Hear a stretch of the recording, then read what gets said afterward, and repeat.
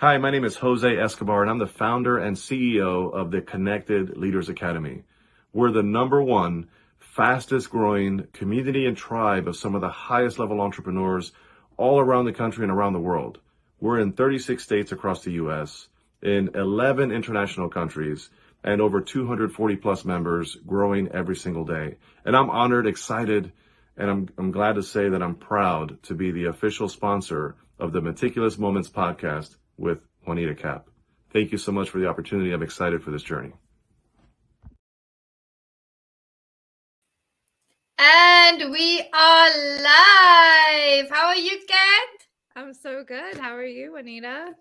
I'm doing so well. It is so amazing to be back with you. And I know we are going to have a wonderful session this evening talking about intuitive eating, your intuition, and a whole host of other important factors that we've been discussing this week. And I want to scroll up to your bio and read your bio to the audience because I believe it's very important that people know the skill set that you have and where you are coming from with the information that you are sending us. So I just want to say to the audience, if you've not met the wonderful and beautiful Kat Schwarz before, she's the founder and CEO of Compassionate Healing Services, a suicide prevention and complex trauma specialist, accessible yoga and meditation teacher, master Reiki healer and spirit medium, a fat activist, and of course a speaker. So how are you doing today? What would you like to start discussing with us regarding our topic? Well, I've been lucky enough to have this our third time meeting this week, right? So we had our full episode on Monday, and we talked about the broader topic of intuitive eating and why that's so timely for this particular month, actually. And just yesterday we added on to that. There's a popular talk show in the US that the authors of intuitive eating were featured on, just a 5-minute segment, and the host was so interested. She said, I really need you in the studio. I need to understand this on a deeper level. So, it really feels like finally this is gaining momentum. And the reason I say finally is because the book was written, its first edition, it's now on its fourth. Its first edition was 1995. And we need to go back to the 1960s and give all the credit to the Black activists, of the feminist movement, who started talking about body justice and how this is just discrimination in another form, right? When you start putting bodies on a hierarchy, just like when you start putting anything on a hierarchy, right? And it, and that comes from that place, as we talked about last live, in which, thin is equated to, or is synonymous or thought to be synonymous with health, when in actuality, there is no evidence to support that. And for the medical bodies of our world, rightfully so, to say they are treating based on evidence. Well, as I said last time, our diet culture, what we know what we've normalized in the realm of dieting, is a 43-year failed experiment. It's as old as you and I are, Juanita, and we're seeing our age, which we're in our 40s, right? We're in our 40s, so it's something that was the inception of it in the 1980s, came from this place of believing that our weight is a tremendously important factor when it comes to our health. And that's simply not true, right? It turns out the metrics that are most important are not the BMI, which we can go into detail, although I wasn't planning to this live, just in regards to what a really useless, even racist, patriarchal, statistical measure the BMI is, that has nothing to do with either health or individuals or fatness. So it's a terrible tool to be using as the gold standard. But even more so, that the actual act of dieting itself, the restriction, is thought to be by the body a biological emergency. And therefore, the act of losing weight, or the behaviors that lead to intentional weight loss, which is to say restricting calories, right? Increasing the number of calories you're burning through movement, creating that deficit that everyone, who's in a weight loss mode is looking for. Your body is perceiving all of that as an emergency. And really, once you don't give your body any choice, once the body has let go of the amount of fat it's going to let go of in that time period, and you go, slide into, oh, I'm just going to try to maintain this weight, or I'm on vacation, or it's a holiday, I'll just let myself go a little bit. Your body takes that as its opportunity. Okay, it's go time. Now somehow this fuel must be available to us anymore. Your body doesn't know that if you're on a diet, that there's if you're lucky enough to be living in an area like I am, a grocery store in every town, at least one, right? And access to fresh fruits and vegetables, or even access to fast food, right? Your body just knows that it's hungry. You're not meeting its most basic need.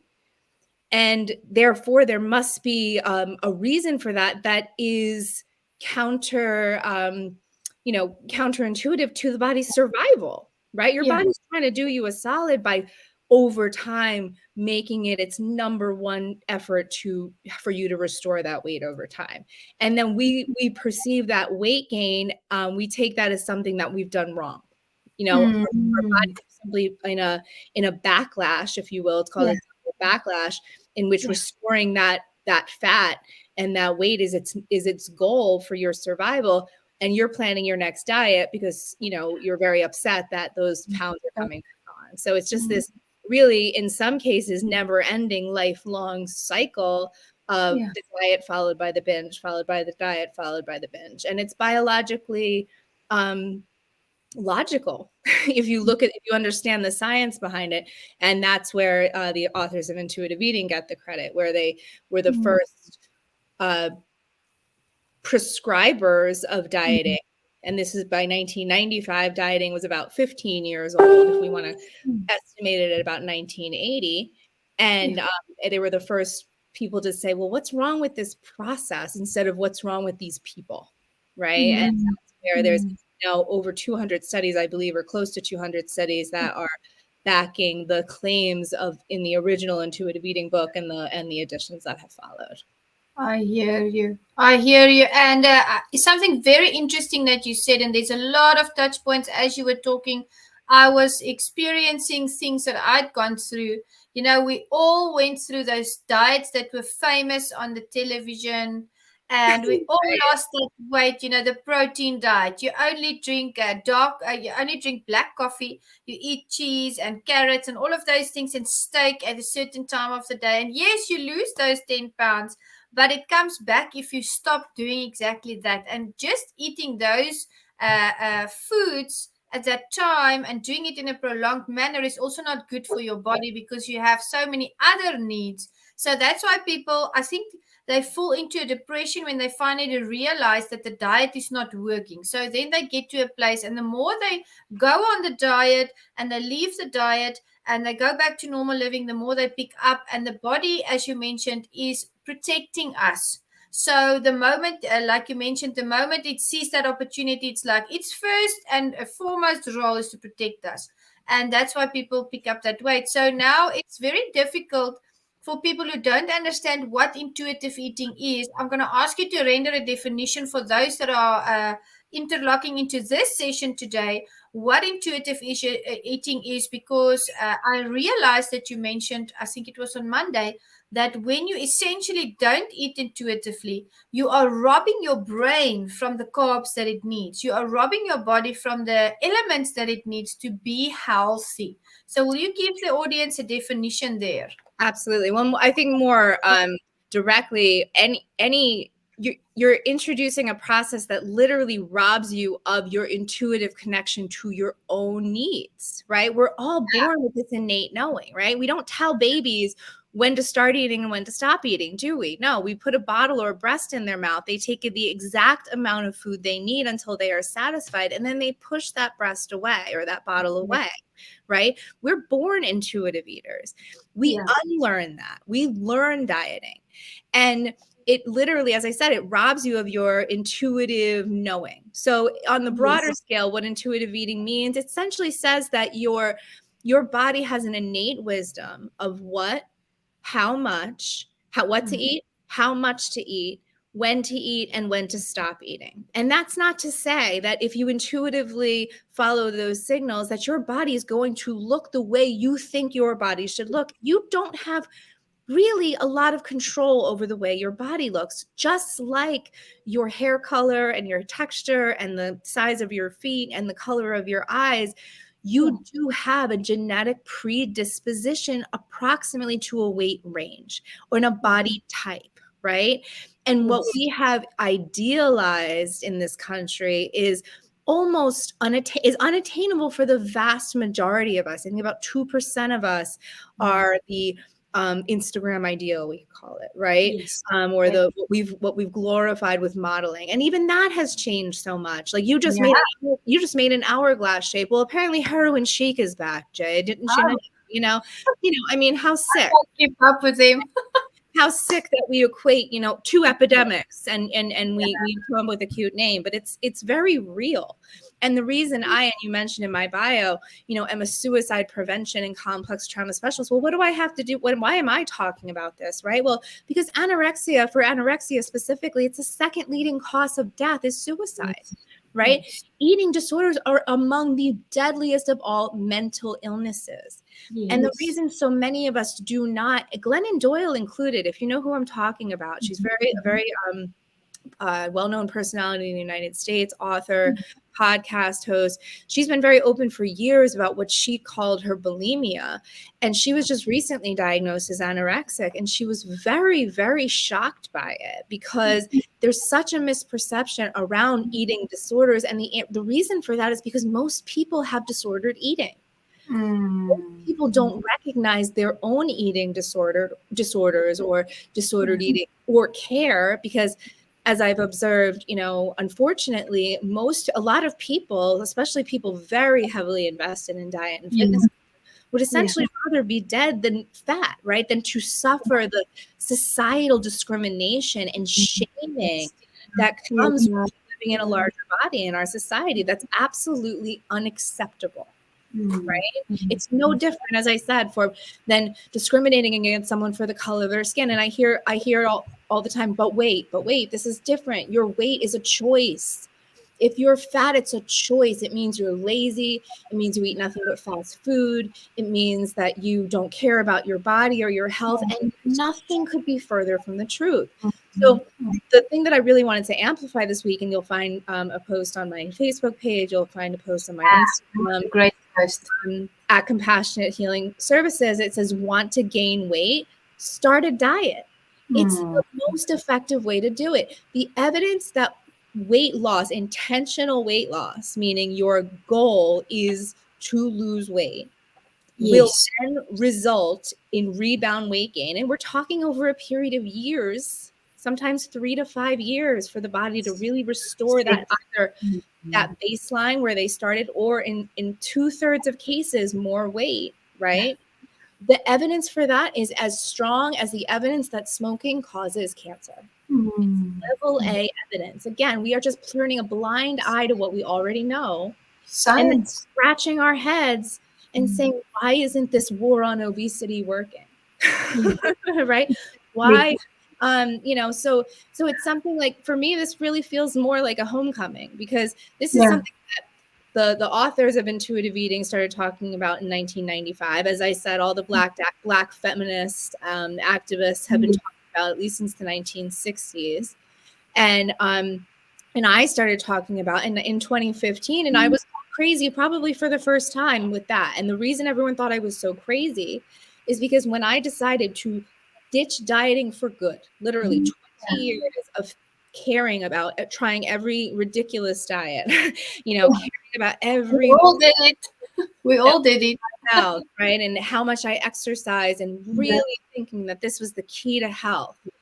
I made the decision after reading this just paradigm shifting book for me, which was Intuitive Eating, and putting the pieces together with what I already knew about about social justice issues related to just things that I really cared about. I put a lot of those pieces together, and in 2015 I very loudly started talking about how I was divesting from diet culture, and that I was going to be learning intuitive eating. Because the other answer to your question is, intuitive eating itself, if you read the book, has 10 principles. It's a 10 Mhm. principled practice, if you will, to start retuning into those signals. So, Yeah. so it's very much, it's not just a free for all of, throw everything you've ever, known away. And, Yeah. but so it's very much a guided practice if you read the book of intuitive eating. But, Yeah. so what people were saying in 2015, I was crazy for doing, which is because I had a child, and within a couple of years of that, and I was still at a much more elevated weight than I was, I had been. So for me to say I was never going to diet again was very shocking to people. Yeah. And when I started speaking about in terms of how it relates to social justice issues, I had a lot of people just really not want to hear that. And I was called crazy and mocked, and in many ways told that, no one wanted to hear it. And now these are the very same people and books and issues that are on the front page of the New York Times, for instance, and, and other prominent media shows. So it's just, it's an exciting time for me. And especially to return to it now with such a broader understanding of what intuition, when you tap into it, can lead to, which in my case was a spiritual awakening. I love that. I absolutely love the way you articulate that. And I want to say to the audience, this is scientific facts. These are scientific facts that are being presented to you after years and years of research. And we are not against dieting in the sense that you want to feel good and you want to be healthier. We are talking about people that go into an anorexic state or a bulimic state because they want to be on, they want to look like someone that's on a cover of a magazine, but maybe it's just not in their DNA. Maybe it's just not in their body type. I will say, I actually think it's not that extreme that we're talking about. Yeah. I said, I think that most people, having grown up in this diet culture, just don't really understand that just what we consider very typical and normal behaviors are actually disordered, right? Yes. For Glennon, for instance, I haven't listened to her entire interview, but one of the things she said that was shocking to her was that people are supposed to eat 3 meals a day. That was just absolutely shocking information to her. And, so yeah, I to some degree, I'm saying that pretty much anybody who is tuning into, or rather buying into this idea that somebody outside of themselves knows what the best food for them is, or what the best weight for their body is it's a false premise. And it's a false premise on which we've built a healthcare system. Talk about a house of cards, right? Oh my goodness. That's horrible. And if we look back at the way it's all been formulated and how people have been indoctrinated over the years, because you and I have been there when we were younger, we did the diets. We ran after the dietary supplements.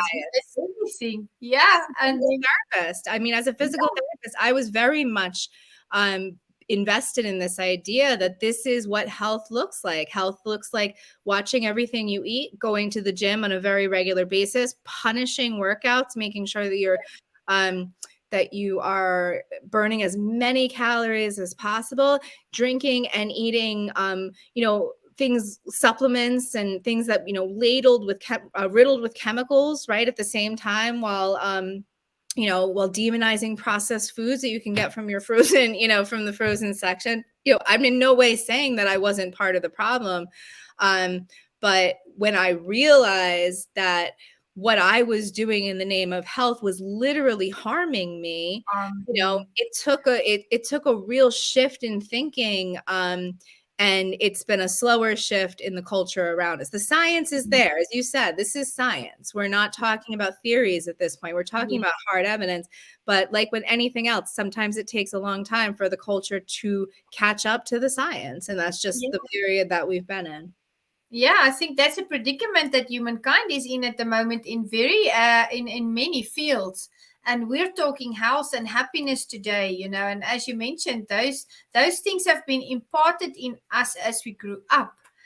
Because I was born in 1980, for instance. Now, dieting for me, what I do is I realize there is a reason why I have to drink around 8 glasses of water a day. We are made up of mostly water. There's a reason why they talk about sleep. Yeah, there you go. There you go. There's a reason why they talk about getting a certain amount of sleep, because you have to go into those cycles. We know this.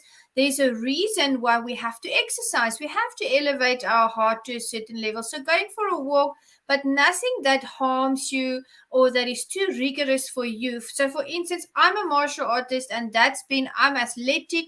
That's been my life. I've done all kinds of sports, and I literally go to the gym 2-3 hours a day to the dojo, and we train, and that releases good chemicals in my body to make me want to sleep the right way, to make me want to eat the right things. Now, there's a we can also look at dieting as follows. Sometimes people are allergic to certain things.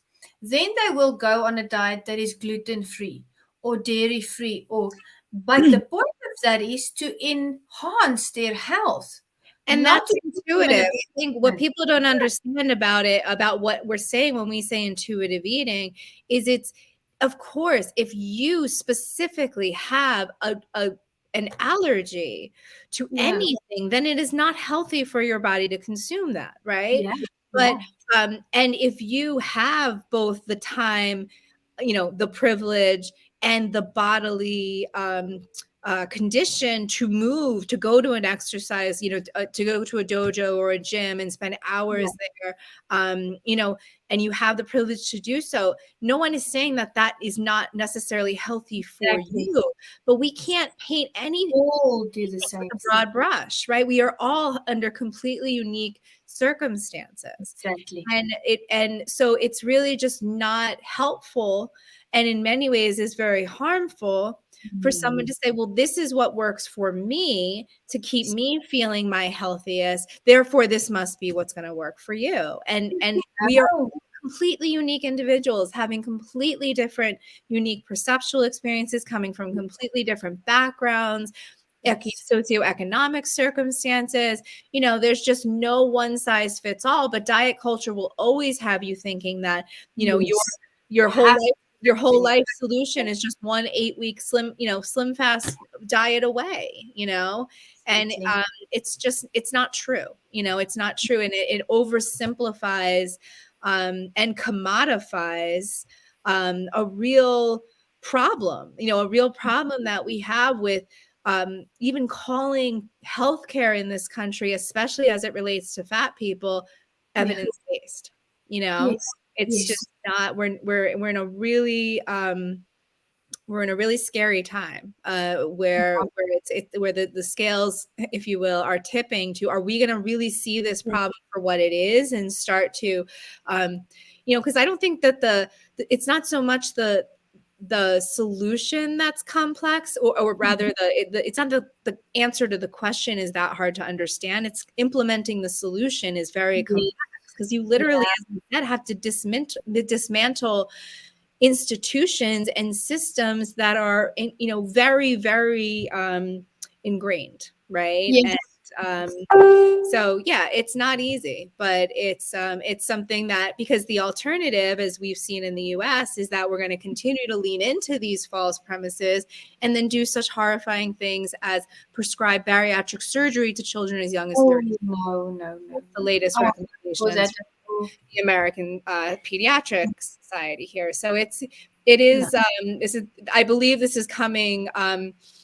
This is coming up to the surface now for a reason, because the children, frankly, need our help. They need our help to not make the same mistakes. There's one thing I saw once where our mothers, our mothers had Slim Fast and we had Weight Watchers. Our daughters deserve freedom. Our daughters and our trans kids and our non-binary kids. Yeah, and they deserve to enjoy their bodies and to be happy with their bodies and to feel free to express themselves. And I noticed, because in the years that I've been working with people in large groups as a spiritual counselor, and everything that I've been busy with, the groups of the children, they've changed so much over the years. There's a high focus on the outer appearance. They really want to be thin and slim young people, and often they look miserable. And and we spoke about briefly the other day, it's because we are body, soul, and spirit. I mean, you have to be happy and healthy in all areas. You can't just look after one of those areas. And often people are feeling down and tired and out and lethargic, and they think it's an emotional thing, where really they're just not feeding their bodies well. They haven't eaten in 3 days, they've smoked, or they've been drinking the dieting liquids. If you naturally treat your body and you sleep and you drink the water when it needs it and you eat what you intuitively know you have to eat, you are going to feel so much better, and your body's going to release the right hormones. It's going to be in the flow. You won't have health issues, and you will just feel, in an overall manner, you'll feel better. So rather than jumping to the dieting liquids, or going to just rushing to the psychologist, why are they depressed? Maybe just start eating well and do the 3 meal a day thing, because there's a reason why science of the body says we have to eat 3 times a day. We have been made up in that manner. But that also isn't to say that for some people, 5 or 6 small meals a day feels better, right? So again, it's so individual. And I've already decided that the next time we meet, which will be next Tuesday, I think, at 5 p.m. Eastern, where I am, I think midnight where you are in South Africa. Doesn't matter.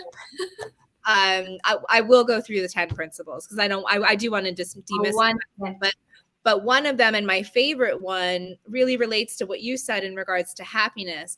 The principle of finding your satisfaction factor. Yes, right? Just that word, satisfaction. If your goal becomes satisfaction, and instead of weight loss, what if your goal became satisfaction instead of weight loss? Well, then you would never let yourself get too hungry, because that's not satisfying, right? Just like you would never eat past the point of comfort. That is not satisfying, right? You would never deprive yourself of vegetables and fruits, if they were available to you, because that's not satisfying. But you also would sometimes, as often as you want to, indulge in sugar, and because comfort and food is a part of culture, right? And sometimes we all emotionally eat. At a birthday party, are you really hungry for that birthday cake? No, but you're eating it, right? It's just, it's part of life, right? So if you follow that satisfaction, that really goes to the spiritual principle that I know to be true, which is really where happiness comes from. The only place that happiness comes from is moving in the direction of your desires, right? And when you desire food and you're not giving yourself food, right? Awesome. Or you desire a body that feels great, because me included, I was on the journey of dieting and being really, I even at one point, or, I don't know if this is I was never formally diagnosed with an eating disorder, but my disorder was, as much as I would participate in binging because of all of the dieting that I was doing. For every diet, there's an equal and opposite binge. But it was more about my very unhealthy relationship to exercise, where I was going to the gym after my work day in the physical therapy clinic and exercising for hours, and then coming home with a headache, dehydrated, taking Advil, just kind of laying on the couch the rest of the night, eating my sad little, Weight Watchers, frozen meal, and calling it health, and feeling miserable, right?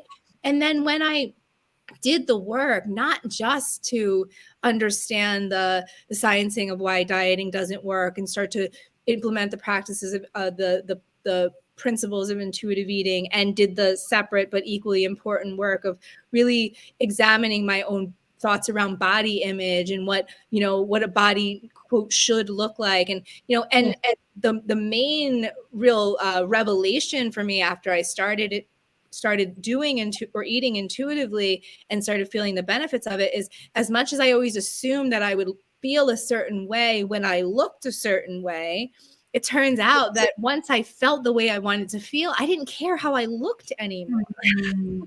And flipping script there. That's good. It was a really important flip, as you said, right? So, those were the kinds of things that, just like all of us, are the words that we read or we hear aren't what teach us. It's the experiences that we have that teach us, or if the words that we read and hear resonate with an experience we've had, that's when learning occurs. But if this is just something that you're hearing for the first time, or alternatively, you were born an intuitive eater like most humans, and I would say, I say only most, because certain neurodevelopmental conditions, can absolutely affect intuition around eating. But, for most people to be born intuitive eaters into a diet culture, that doesn't mean necessarily that diet culture touched you. My sons, for instance, are intuitive eaters and continue to be so, because I never taught them diet culture. Right? So some people, those are the people those of us who struggled with our weight because we diet, typically hate, are the ones who can eat whatever they want and maintain a weight that feels very comfortable to them, because they never learned to restrict food, and therefore it never became something that their bodies were seeking out obsessively. Right? So, it's just wild to me. Psychological. Yeah. What's so obvious, and yet it is the truth. It's backed by science, and we are here, Kat and I, we are here because we want to impart into your life. And she's got all this research that she's done. She's a scientist, and we've been through these struggles with the dieting, and we know that we want to make the world a better place together. So thank you so much for that information. For instance, when I crave something that I know is maybe not that healthy, I have that instead of a full course meal. Because then I know I give my body what it craves. Sometimes it's dark chocolate, sometimes it's a soda, especially if I've been exercising for so long and my body needs that sugar. So that's how I balance my diet. I have it instead of but then I make sure 2 times a day, or maybe small meals in between, I do get the vegetables and the protein and everything. So. And the only thing I would add to that is, I would hope that after having what you're craving, and then what you consider maybe to be a smaller scale meal, if you still felt hungry for the rest of that meal, please eat it. Please eat it, because the only thing that would happen the next morning is you'd be extra hungry for breakfast. So it's your body's always going to tell you what it needs. Balance. Your body's always speaking to you. It's just a matter of how well, or if you're listening at all. Yeah, I like that part. If you're able to listen, depending on how long you've dieted for a long, for those of us like me who dieted for 20 years, it took me a long time to really recognize hunger. It gets really tricky. So it's next time, as I said, we'll talk about the 10 principles of intuitive eating and demystify that for people a bit. Wonderful. Thank you, Kat. I want to ask you one last question. I read a study once where they mentioned that if you are hungry, your body is actually thirsting for water. Have you ever heard that before? Because I found that very difficult to digest in my thinking pattern. I wasn't sure if that's the truth. I have a hard time kind of not hearing that in the realm of diet talk. That's a very common diet tip. Drink a glass of water. I would say that if your body is giving you physical hunger signs, like if you're feeling hunger pangs, you're long past hungry. Most of the time, the first sign of being hungry is thinking about food. If you're not someone who obsessively thinks about food all the time, and you're going about your day, and it occurs to you, and you're like, oh, is it lunchtime? That's your body's first signal that you're hungry. By the time you're getting physical hunger pangs, you've probably been ignoring those signals for quite a while. So I'm going to say my answer to that is no. Yeah, I thought so. I found it very difficult to drink more water, but I would, if you are feeling hunger, I would always respond to that eating. At least don't take that meal with water. Have the meal and drink the extra water if you feel like it. Exactly. And do them for different reasons. Your hunger is not an invitation to be curious about thirst. It's an invitation to eat. Exactly. Any final words, Kat, before we close off this lovely edifying session? I know we're going to be back on Monday. I can't wait. Yes.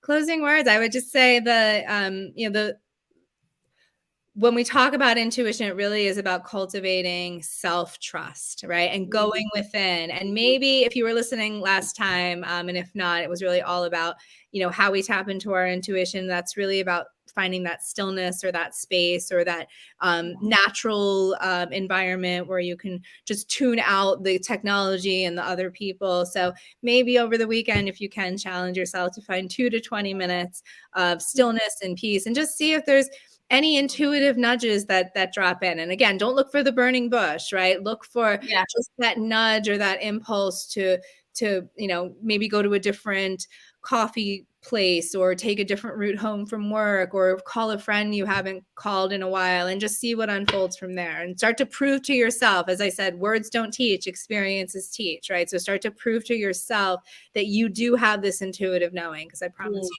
do. Within you, it's there, it's built in, it's ready to help you and serve you. And remember, audience, we want you to be happy and healthy. Juanita Kapp here from South Africa, and our beautiful Kat Schwarz signing out. We'll be back on Monday. See you soon. Bye.